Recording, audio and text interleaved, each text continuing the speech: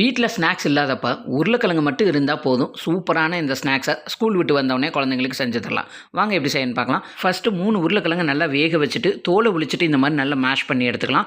அதுக்கப்புறம் 3 டீஸ்பூன் அளவுக்கு கார்ன்ஃப்ளவர் மாவு, 1 டீஸ்பூன் அளவுக்கு இஞ்சி பூண்டு பேஸ்ட்டு, 1.5 டீஸ்பூன் சில்லி ஃப்ளேக்ஸ், ஒரு 1/2 டீஸ்பூன் பெப்பர் தூள், இதுக்கு தேவையான அளவுக்கு உப்பும், ஒரு 3/4 டீஸ்பூன் அளவுக்கு கரம் மசாலாவும், தந்தூரி மசாலா பவுடர் 1 டீஸ்பூன் சேர்த்துட்டு, ஒரு 6 பிரெட்டு ப்ரௌன் பார்ட்டை கட் பண்ணிவிட்டு பிரெட்டை நல்லா பிச்சு போட்டு இந்த உருளைக்கிழங்கோட நல்லா பிசைஞ்சு எடுத்துக்கலாம். தண்ணியாக ஆட் பண்ண தேவையில்லை. இந்த உருளைக்கிழங்கோட ஈரத்திலே நல்லா பிசைஞ்சிடலாம்.